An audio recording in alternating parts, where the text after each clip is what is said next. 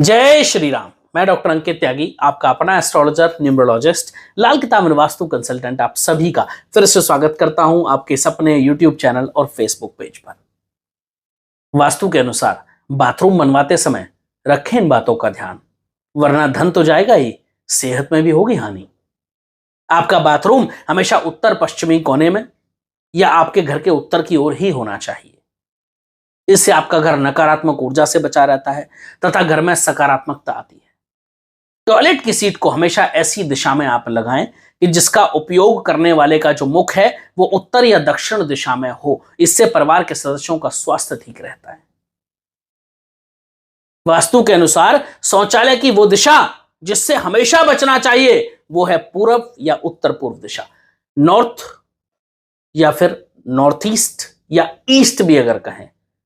इन कोनों को धार्मिक आध्यात्मिक कार्यों के लिए सही माना गया है। घर के इस हिस्से में कभी भी शौचालय नहीं बनवाना चाहिए। इससे आपके परिवार के सदस्यों की भलाई तथा आपके घर की सुख और समृद्धि पर प्रतिकूल प्रभाव पड़ता है।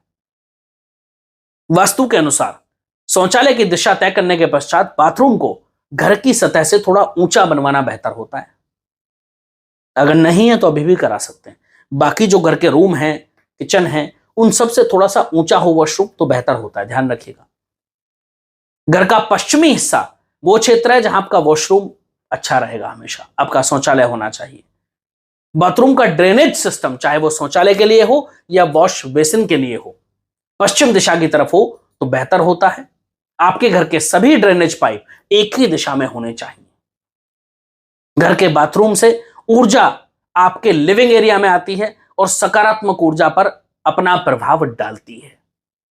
इसलिए अपने बाथरूम में लकड़ी के दरवाजे लगाएं ताकि बाथरूम से निकलने वाली नकारात्मक ऊर्जा के प्रभाव को कम किया जा सके। कहते हैं कि लकड़ी की चौखट और लकड़ी के दरवाजे नेगेटिविटी को खा जाते हैं, राहु के अशुभ प्रभावों को खत्म कर देते हैं।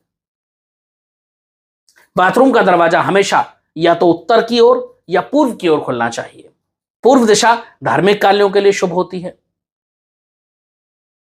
इसलिए पूजा कक्ष को कभी भी बाथरूम के सामने नहीं होना चाहिए। आपके घर के केंद्र में ऊर्जा अधिक होती है। आपके घर का जो सेंटर है उसे ब्रह्म स्थान कहा गया है। कभी भी टॉयलेट सीट या बाथरूम को घर के मध्य भाग में लगाने की गलती ना करें आप। अगर है तो तुरंत चेंज कर दें, वरना घर के परिवार के सदस्यों पर खतरनाक प्रभाव पड़ेंगे। सब कुछ बर्बाद होता चला जाएगा, सब कुछ खराब होता चला जाएगा। वास्तु के अनुसार शौचालय और बाथरूम अलग अलग स्थान पर होना चाहिए।